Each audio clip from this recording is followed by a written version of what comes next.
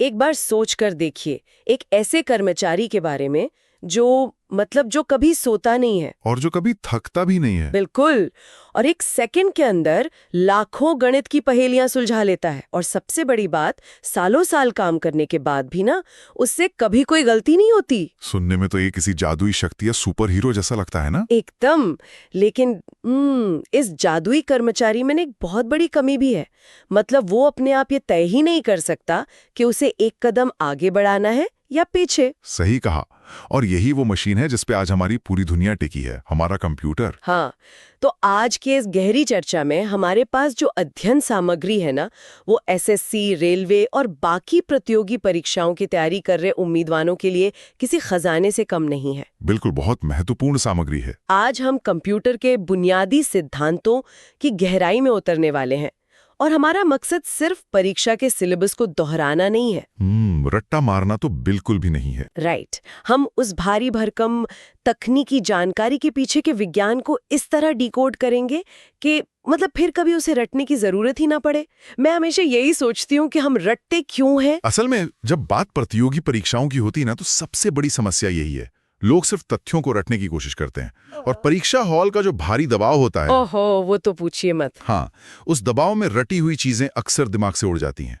लेकिन अगर ये समझ लिया जाए कि कोई चीज कैसे काम कर रही है और क्यों काम कर रही है, तो वो ज्ञान स्थायी हो जाता है। बिल्कुल। तो आज हम यही करेंगे।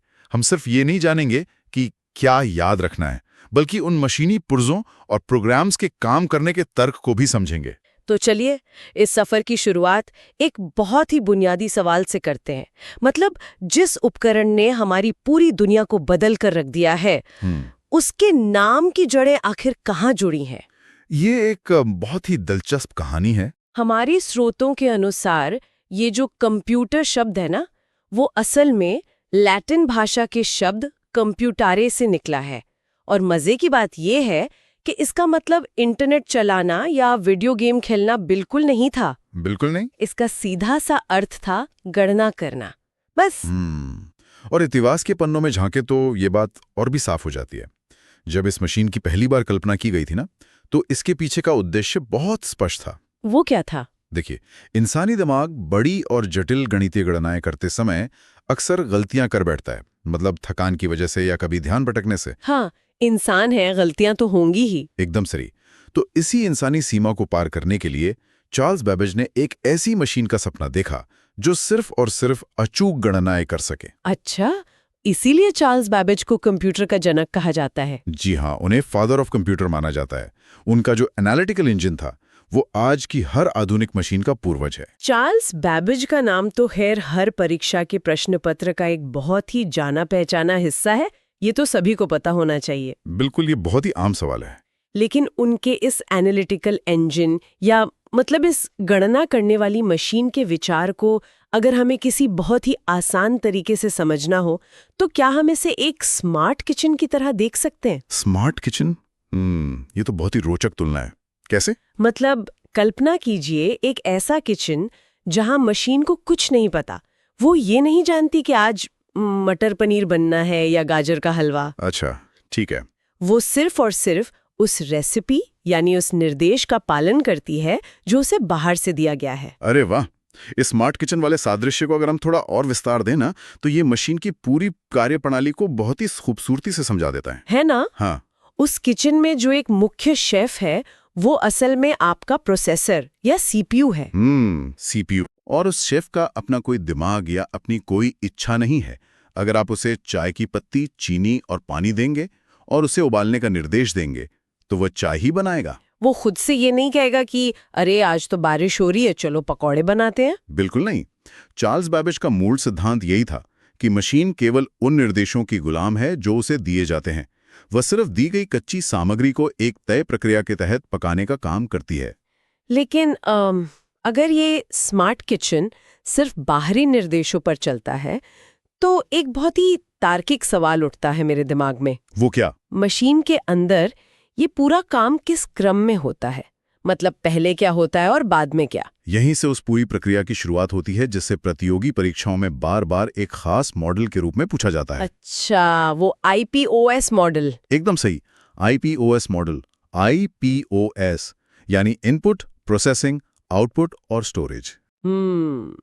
अगर मैं इसे अपने उस किचन वाले उदाहरण से जोड़ूं, तो इनपुट शायद वो चरण है जहां हम कीबोर्ड या माउस के जरिए निर्देश और कच्ची सामग्री अंदर डालते हैं। हाँ, बिल्कुल। और एक बार जब वो कच्ची सामग्री, मान लीजिए आपकी सब्जियां और मसाले, किचन के अंदर पहुंच जाते हैं, तब शुरू होता है दूसरा चरण, यानी प्रोसेसिंग। जी, प्रोसेसिंग। ये वो हिस्सा है जहां सीपीयू उस डेटा पर काम करता है। वो गणना करता है, तुलना करता है, छँटनी करता है। जैसे शेफ सब्जियों को काटता है और आग पर पकाता है। बिल्कुल। और उन्हें एक स्वादिष्ट डिश में बदल देता है। ये मशीन का सबसे सक्रिय हिस्सा है, जहां डेटा असल में एक अर्थपूर्ण जानकारी का रूप ले रहा होता है। उसके बाद आता है आउटपुट, जहां परिणाम मॉनिटर की स्क्रीन पर दिखाई देता है या फिर प्रिंटर से बाहर आ जाता है। सही कहा। किचन के संदर्भ में ये वो पल है जब एक बढ़िया सजी हुई स्वादिष्ट डिश डाइनिंग टेबल पर लाकर रख दी जाती है। और सबसे अंत में आता है स्टोरेज। मतलब जो बच गया उसे फ्रिज में रखना। एकदम सही। जो कुछ भी बच गया है या जिसे भविष्य के लिए सुरक्षित रखना है, उसे हार्ड ड्राइव में सेव कर दिया जाता है। बिल्कुल वैसे ही जैसे बचे हुए खाने को हम फ्रिज में रख देते हैं ताकि वो कल काम आ सके। अरे वाह, ये तो बहुत आसान हो गया। और इस किचन वाले सादृश्य में एक बहुत ही रोचक तकनीकी परत भी है। वो क्या? देखिए, जब शेफ खाना बना रहा होता है तो वो सारी सामग्री फ्रिज से यानी स्टोरेज से निकालकर किचन के काउंटर टॉप पर रखता है ना? हाँ, ताकि बार बार फ्रिज ना खोलना पड़े, आसानी से काम हो। बिल्कुल। कंप्यूटर की दुनिया में ये जो काउंटर टॉप है ना, वही असल में आपकी रैम है। RAM, RAM. अच्छा, रैम वो काउंटर टॉप है। हाँ, रैम वो जगह है जहां प्रोसेसिंग के दौरान डेटा को अस्थायी रूप से रखा जाता है, और जब काम खत्म हो जाता है तो सब कुछ वापस बड़ी अलमारी या फ्रिज में चला जाता है, जिसे हम हार्ड ड्राइव कहते हैं। ये काउंटर टॉप वाली बात सच में एक आहा मोमेंट है मेरे लिए। है ना? हाँ, इससे ये समझना कितना आसान हो जाता है कि जब हम एक साथ कई सारे प्रोग्राम खोल लेते हैं तो कंप्यूटर धीमा क्यों हो जाता है? क्योंकि काउंटर टॉप भर जाता है। बिल्कुल, क्योंकि किचन का काउंटर टॉप पूरी तरह से भर चुका है और शेफ के पास सब्जी काटने की जगह ही नहीं बची है। एकदम सटीक उदाहरण दिया आपने। लेकिन यहाँ ना मुझे एक छोटी सी उलझन है। बताइए। परीक्षाओं में ये IPOS का जो क्रम है, इनपुट फिर प्रोसेसिंग फिर आउटपुट और स्टोरेज, क्या इसका बिल्कुल ऐसा ही होना जरूरी है? मतलब क्या मशीन पहले कुछ प्रोसेस करके फिर हमसे इनपुट की मांग नहीं कर सकती? इस उलझन को दूर करने का एक बहुत ही सीधा सा लॉजिक है। मशीन हवा में से तो कुछ प्रोसेस करेगी नहीं, है ना? हाँ, ये भी है। प्रोसेसिंग एक क्रिया है, एक एक्शन है, और किसी भी एक्शन को करने के लिए एक विषय वस्तु यानी ऑब्जेक्ट की जरूरत होती है। जब तक कच्ची सामग्री यानी इनपुट मशीन के पास नहीं होगा, तब तक प्रोसेसर काम किस चीज पर करेगा? मतलब बिना सब्जी के शेफ हवा को तो नहीं पकाएगा ना? बिल्कुल। इसलिए भौतिक और तार्किक दोनों ही दृष्टियों से कार्यप्रणाली का ये क्रम अटल है। पहले डेटा आएगा, फिर उस पर काम होगा, फिर नतीजा सामने आएगा, और अंत में उसे भविष्य के लिए सुरक्षित किया जाएगा। परीक्षाओं में अक्सर इस क्रम को उलझाने की कोशिश की जाती है ना? बहुत बार। लेकिन अगर ये कारण और प्रभाव का सिद्धांत स्पष्ट है तो कोई भी सवाल गलत नहीं हो सकता। ये तो बात हो गई कि काम किस क्रम में होता है, लेकिन अब सवाल ये उठता है कि ये पूरा तामझाम असल में चला कौन रहा है? मतलब ये काम कर कौन रहा है? ये हमें कंप्यूटर के दो सबसे महत्वपूर्ण अंगों की ओर ले जाता है। हमारी अध्ययन सामग्री यहाँ हार्डवेयर और सॉफ्टवेयर की ओर इशारा करती है। हाँ। आसान भाषा में कहें तो हार्डवेयर वे भौतिक और मूर्त हिस्से हैं जिन्हें हम अपने हाथों से छू सकते हैं, जैसे कीबोर्ड हो गया, माउस, मॉनिटर और वो कंप्यूटर के डिब्बे के अंदर लगा हुआ बड़ा सा मदरबोर्ड। बिल्कुल। ये मशीन का वो ढांचा है जो वास्तव में बिजली और तारों के माध्यम से काम करता है। इसके बिना कुछ भी संभव नहीं है। और सॉफ्टवेयर? इसके विपरीत सॉफ्टवेयर पूरी तरह से अमूर्त होता है। ये वे निर्देश, प्रोग्राम और कोड हैं जो उस भौतिक ढांचे को बताते हैं कि उसे कब, क्या और कैसे करना है। अच्छा।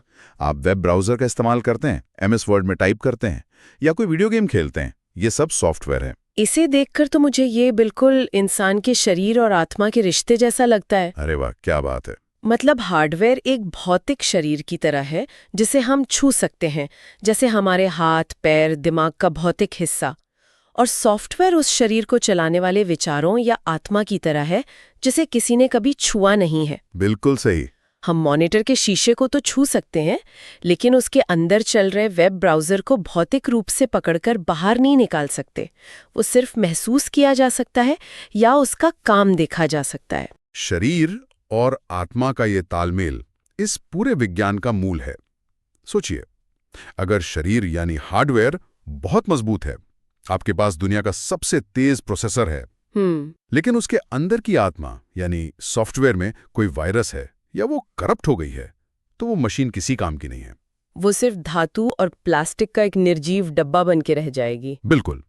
और इसी तरह अगर आपके पास दुनिया का सबसे बेहतरीन और एडवांस सॉफ्टवेयर है, लेकिन आपका हार्डवेयर उसे चलाने के लिए बहुत पुराना या कमजोर है, तो भी बात नहीं बनेगी। सही बात है। परीक्षाओं में अक्सर ये जांचने के लिए प्रश्न आते हैं कि दी गई सूची में से कौन सा हार्डवेयर है और कौन सा सॉफ्टवेयर। जैसे पूछ लेंगे कि ऑपरेटिंग सिस्टम क्या है, वो तो सॉफ्टवेयर है। हाँ, और प्रिंटर क्या है, वो हार्डवेयर है। एकदम सही। ठीक है, शरीर और आत्मा का रिश्ता तो साफ हो गया, लेकिन वो आत्मा जिस चीज पर काम करने का निर्देश शरीर को देती है, वो क्या है? यहीं पर हमारी अध्ययन सामग्री एक ऐसे विषय पर रोशनी डालती है जहां सबसे ज्यादा लोग धोखा खाते हैं। कौन सा विषय? वो है डेटा और सूचना यानी इंफॉर्मेशन के बीच का फर्क। अरे हाँ, आम बोलचाल की भाषा में तो हम अक्सर इन दोनों शब्दों का इस्तेमाल एक ही चीज के लिए कर देते हैं। हम कहते हैं कि यार इस फाइल का डेटा भेजना, या क्या इसके बारे में कोई इन्फॉर्मेशन है? हाँ बिल्कुल, लेकिन तकनीकी रूप से और परीक्षा के नजरिए से ये दोनों उत्तर और दक्षिण ध्रुव जितने अलग हैं, और यही वो बिंदु है जहां परीक्षक सबसे ज्यादा सवाल घुमाते हैं। तो डेटा असल में है क्या? डेटा का मतलब है कच्चे तथ्य यानी रॉ फैक्ट्स और असंसाधित आंकड़े। इनका अपने आप में कोई विशेष अर्थ नहीं होता। मतलब सिर्फ बिखरे हुए आंकड़े? हाँ, ये सिर्फ बिखरे हुए अक्षरों, अंकों या चिन्हों का एक समूह हो सकता है।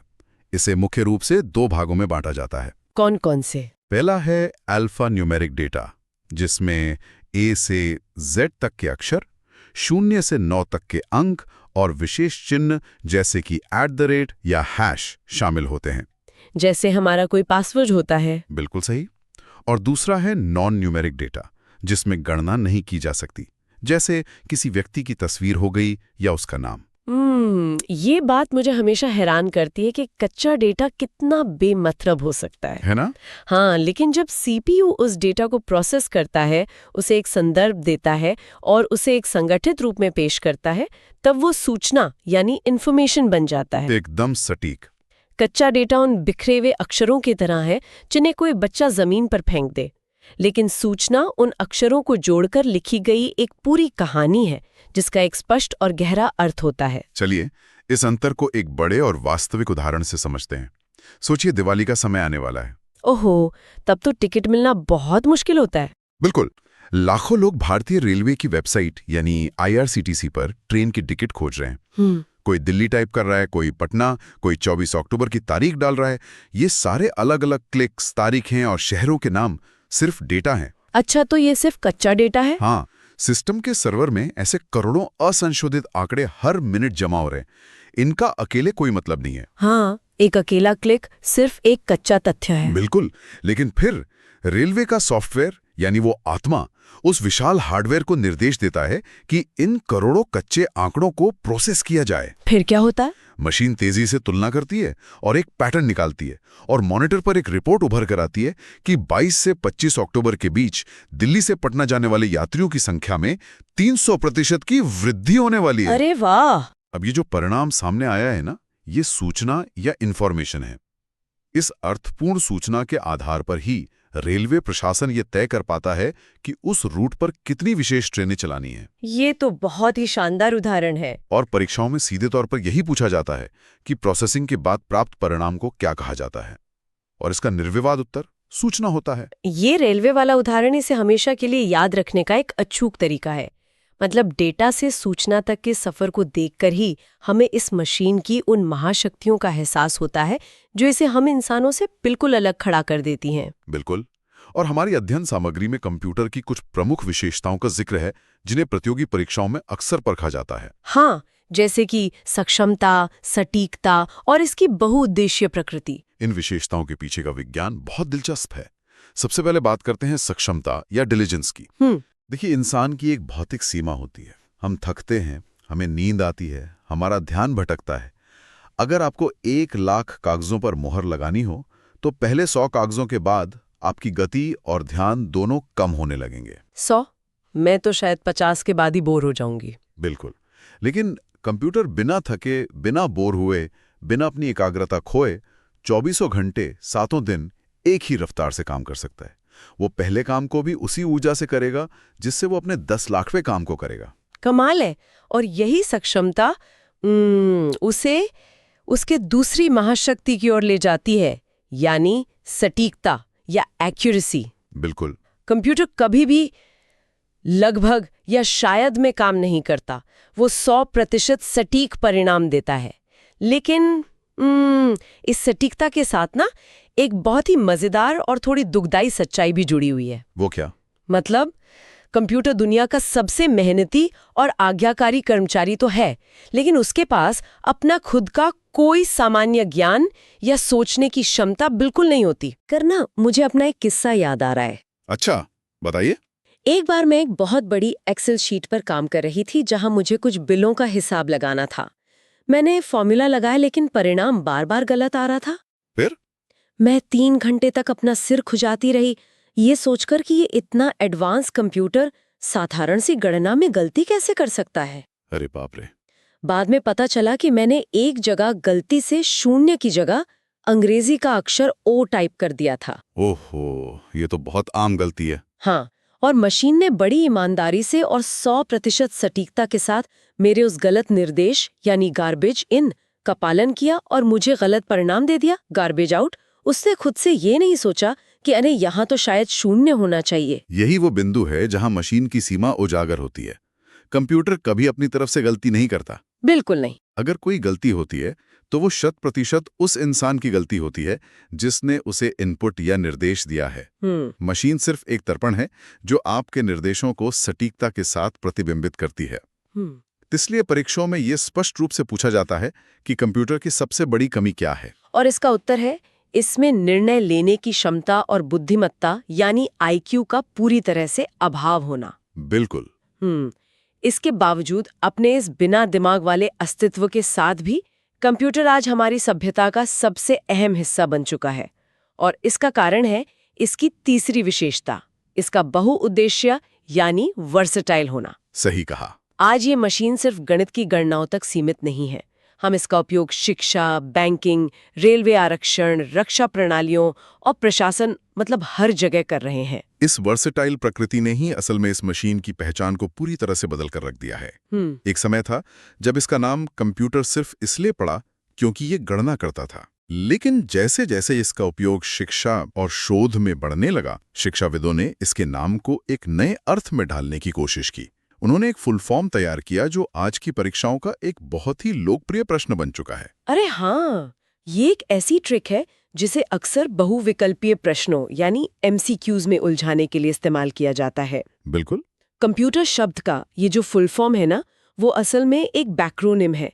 मतलब मशीन के नामकरण के बाद उसकी उपयोगिता के आधार पर ये फुल फॉर्म गढ़ा गया। इसके हर अक्षर का एक खास अर्थ है। तो क्या आप श्रोताओं को वो फुल फॉर्म बता सकती हैं? हाँ बिल्कुल। C से कॉमन, O से ऑपरेटिंग, M से मशीन, P से पर्टिकुलरली या पर्पसली, U से यूज्ड फॉर, T से टेक्नोलॉजिकल, E से एजुकेशन और R से रिसर्च। बहुत बढ़िया। और मैं बता दूं कि खास तौर पर C, E और R को लेकर अक्सर परीक्षाओं में भ्रम पैदा किया जाता है। हाँ, मैंने देखा है विकल्प में एजुकेशन की जगह एंटरटेनमेंट दे देते हैं या फिर रिसर्च की जगह रिक्रिएशन दे दिया जाता है। इसलिए इस पूरे अर्थ को याद रखना बहुत जरूरी है। तो इन बारीकियों को याद रखने और परीक्षा के दबाव को झेलने का सबसे बेहतरीन तरीका क्या है? सबसे बेहतरीन तरीका है प्रैक्टिस शीट्स को बार बार हल करना। जब आप बार बार हार्डवेयर और सॉफ्टवेयर को अलग करने वाले सवालों का सामना करते हैं या डेटा और सूचना के बीच का अंतर पहचानते हैं तो आपका दिमाग एक अलग तरह से प्रोसेस करने लगता है। सही बात है। ये सिर्फ ज्ञान को परखने का तरीका नहीं है, बल्कि ये आपके दिमाग को उस सटीकता और सक्षमता के लिए प्रशिक्षित करने की प्रक्रिया है जो खुद कंप्यूटर की पहचान है। अभ्यास से ये सभी सिद्धांत आपकी स्थायी मेमोरी यानी आपकी खुद की हार्ड ड्राइव में हमेशा के लिए सुरक्षित हो जाते हैं। अरे वाह, क्या बात कही है। तो आज की इस लंबी और विस्तृत चर्चा के तारों को अगर हम एक साथ जोड़ें तो हमने ये देखा कि कैसे चार्ल्स बेबेज ने इंसानी थकान और गलतियों को दूर करने के लिए एक स्मार्ट किचन जैसी मशीन का सपना देखा। बिल्कुल। हमने समझा कि IPOS का जो मॉडल है वो कोई रटने वाली सूची नहीं है, बल्कि कारण और प्रभाव का एक अटल क्रम है। बिना कच्ची सामग्री के प्रोसेसिंग संभव ही नहीं है। एकदम सही। और हमने ये भी महसूस किया कि हार्डवेयर वो भौतिक शरीर है जो तारों और सर्किट से बना है, और सॉफ्टवेयर वो अदृश्य आत्मा है जो उसमें जान फूंकती है। इसके साथ ही हमने डेटा और सूचना के बीच के उस विशाल अंतर को भी डिकोड किया। हाँ, वो रेलवे वाला उदाहरण। बिल्कुल। हमने देखा कि कैसे करोड़ों बेमतलब के क्लिक्स और तारीखें जब प्रोसेस होते हैं तो वे एक ऐसी स्पष्ट सूचना में बदल जाते हैं जिससे रेलवे की अतिरिक्त ट्रेनें चलाने का निर्णय लिया जा सकता है। और अंत में हमने उन महाशक्तियों को पहचाना, बिना थके काम करना और 100% सटीकता देना, जिन्होंने एक साधारण कैलकुलेटर को आज पूरी दुनिया चलाने वाला एक बहुउद्देश्य सिस्टम बना दिया है। सच में इस पूरी चर्चा ने ये साबित कर दिया है कि अगर हम तकनीकी विषयों के पीछे के क्यों और कैसे को समझ लेना, तो रटने की वो घुटन भरी प्रक्रिया हमेशा के लिए खत्म हो सकती है। बिल्कुल खत्म हो सकती है। लेकिन इस पूरी यात्रा के अंत में हमारे अध्ययन स्रोतों से परे एक बहुत ही गहरा और विचारोत्तेजक सवाल है जिस पर हम सबको सोचना चाहिए। वो क्या? हमने ये तो मान लिया कि ये मशीन कभी नहीं थकती और कभी खुद से कोई गलती नहीं करती, लेकिन इसकी सबसे बड़ी सच्चाई ये है कि ये खुद से कुछ सोच भी नहीं सकती। इसका अपना कोई आईक्यू नहीं होता। हाँ, आज के इस डिजिटल युग में जब हम अपनी रक्षा प्रणालियों की कमान, अपने पूरे प्रशासनिक ढांचे का नियंत्रण और यहाँ तक कि अपनी अर्थव्यवस्था की पूरी चाबी एक ऐसी मशीन के हाथों में सौंप रहे हैं जिसके पास खुद का कोई विवेक नहीं है, बिल्कुल, तो क्या सबसे बड़ा खतरा मशीन का अचानक बंद हो जाना है, या फिर हम इंसानों द्वारा उस बिना दिमाग वाली मशीन को अनजाने में दिए गए वो गलत निर्देश जिनका वो पूरी सटीकता और ईमानदारी के साथ पालन कर लेगी? ये तो बहुत ही डराने वाला विचार है ना? अगली बार जब कोई बड़ा सिस्टम क्रैश हो या आपकी स्क्रीन पर कोई भयानक एरर मैसेज दिखाई दे, तो जरा गहराई से सोचिएगा कि असल में वो गलती किसकी थी, उस निर्जीव शरीर की या उस अमूर्त आत्मा की जिसने उसे वो निर्देश दिए थे। सोचिएगा जरूर। बहुत ही उम्दा सवाल है ये सोचने के लिए। और इसी विचार के साथ अध्ययन सामग्री की इस विस्तृत चर्चा को